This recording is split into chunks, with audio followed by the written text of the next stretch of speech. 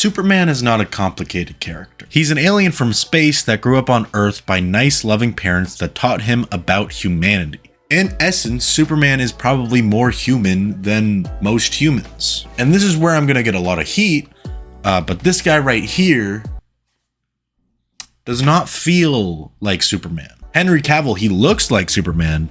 I mean, God, Jesus Christ, look at his fucking chest, holy shit.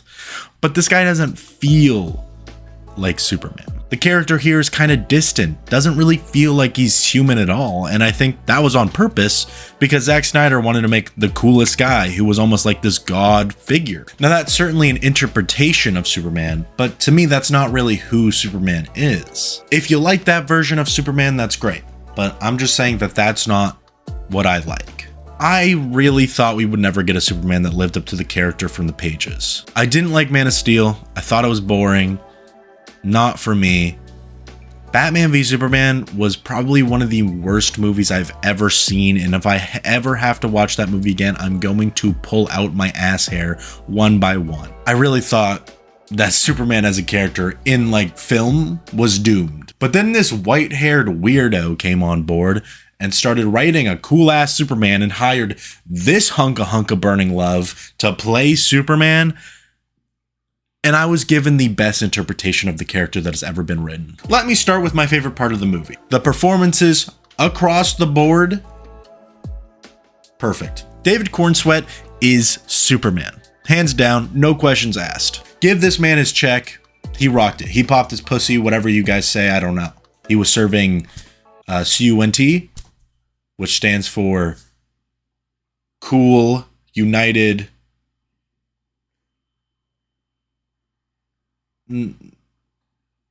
titties. Yeah. He is charming. He's nice. He wants so badly to do what's right no matter the cost. That's Superman, guys. You did it. It's not that hard. I also thought that Rachel Brosnahan was great as Lois Lane. The chemistry between the two leads, I think, really boosts this movie a lot. I like that Lois and Clark are starting this relationship, and neither of them really know where it's going. They're just kind of like young adults trying to figure it all out, and I feel like, you know, as a young adult myself, I can relate to that, so it was pretty neat to see. James Gunn is really good at writing interesting character dynamics, and I think he proves that even more with Superman, because the beef between Superman and Lex Luthor is fucking crazy. Lex is literally a D1 hater. If anything, if you guys want a hater that really hates, get yourself a man like this. He is literally obsessed with Superman in almost a creepy way. Like, he takes this man's dog and pretends like nothing happened. I don't know what dog you're talking about. Ugly dog and a king. What did you say? And when he gets outsmarted by Superman, this man literally cries like a baby. He can't handle the fact that big strong guy beat the big smart guy. That's fucking crazy. I love it. Oh, it's like Kendrick and Drake all over again. Y'all cool with your girl making more money than y'all? Ladies, y'all cool with making more money? Drop another diss track, and my life is yours. Like, Nicholas Hoult has always been a really good actor, and I love that he really got to show off his stuff in this one, because I've never actually seen him play such an effective villain before. It was a really cool change of pace. I like when an actor is basically told, like, hey, don't hold back. Just fucking go.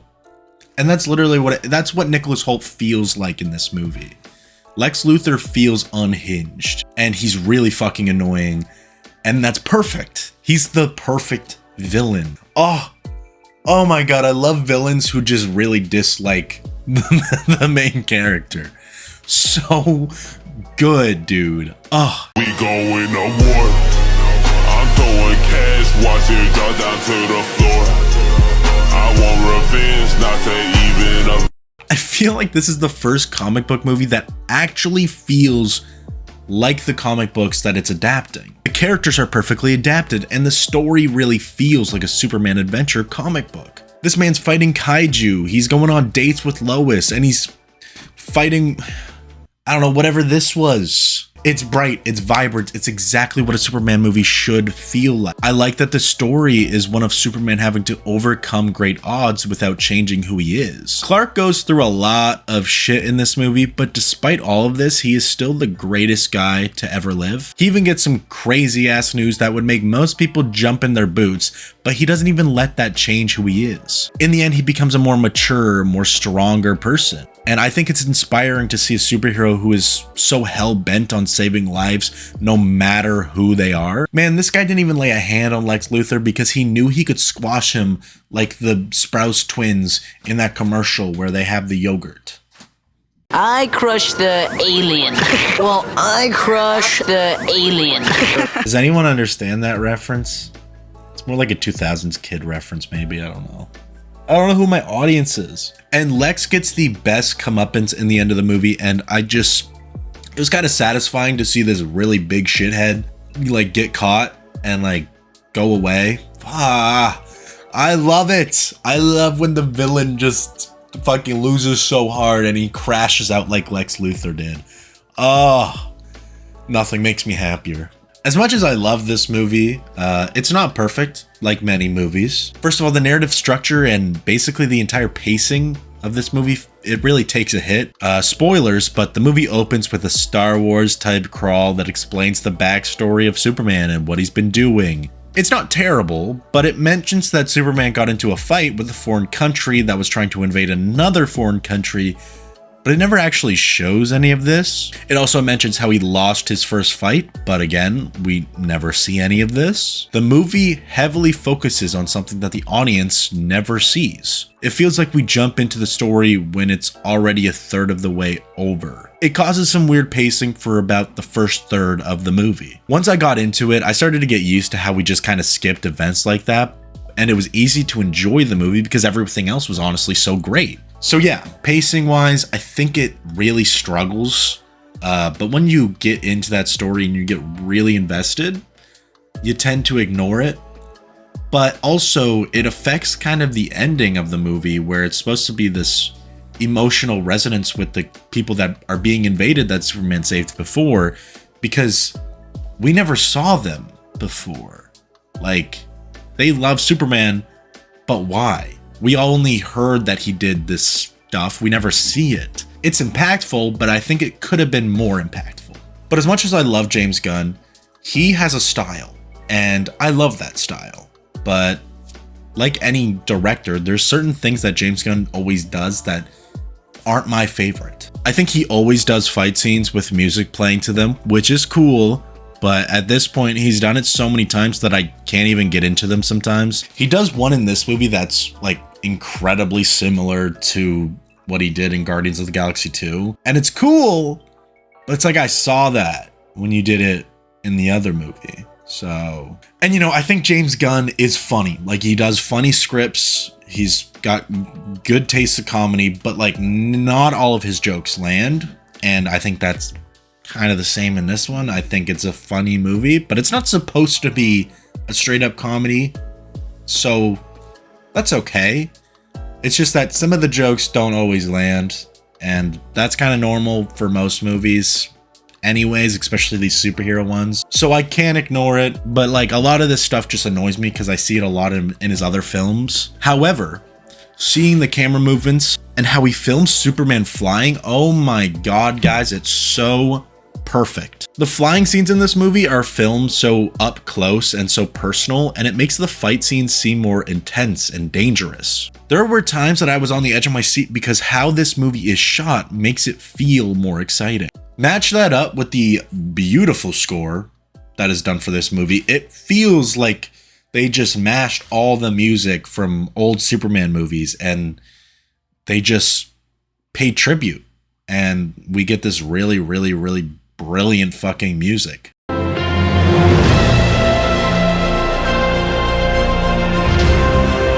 This, in the grand scheme of things, is probably the best way to open up your cinematic universe. Everything feels lived in, superheroes already exist, and people are already used to them. The story works in introducing how this world is going to look like and how one of the most important characters is going to act like. Now, where this universe is going exactly, I have no fucking clue, but I trust that they have a 10-year plan that's gonna include the Justice League.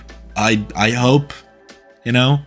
And maybe one that's actually good, roasted on both Joss Whedon and Zack Snyder. Here's my hot take, guys. Zack Snyder's Justice League is kind of mid. Oh, shit. Don't come at me. I love this character. I'm a huge Superman fan. He's one of my favorite characters in all of fiction. And I feel this movie finally does him justice after a decade of trash. No offense, Zack Snyder. I love you, but I don't like your movies. I came out of this movie satisfied. I didn't get exactly what I thought I was going to get, but I still liked what I got. I actually don't know what to say there.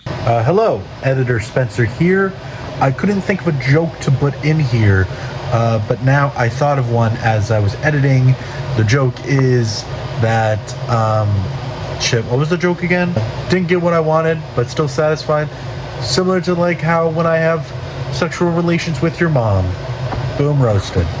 And for that, I am going to give Superman an 8.5 out of 10. Great movie. I loved it. Can't wait to see them do a sequel in probably 5 years because it takes so fucking long to make a sequel now. Marvel and DC have not been good at like making the sequels to their good movies. Like, what are you guys doing? It took 8 years to make 3 Ant-Man movies, and it took 9 years to make 3 Guardians of the Galaxy movies. Also, it took 6 years to make 2 Doctor Strange movies. All I want is more Superman, James Gunn. Give me more, please. That's all. And I want to say this before I leave, but this movie is so much better than Man of Steel, it's kind of crazy. Easy. Remember when Superman, he snaps Zod's neck and then he cries about it? Yeah, that doesn't happen in this movie. And you remember in Batman v Superman, another movie that I hate, where Superman, what does he do? He aura farms after the courtroom explodes. He just like aura farms for no reason, and then he cries about it and he flies away. That doesn't happen in this movie. Superman doesn't do any of that. And thank you, God. Thank you. Anyways, I'm done. I'll see y'all in the next one. Leave a like, because 1 like equals 1 foot pick. And if this video gets 10 likes, I'll make a video about Batman v Superman because I hate that movie. You guys can see me rant and lose my mind or whatever. But yeah, that's all I got, ladies and gentlemen. Anyways, stay safe, stay healthy, stay sexy. Okay. Bye.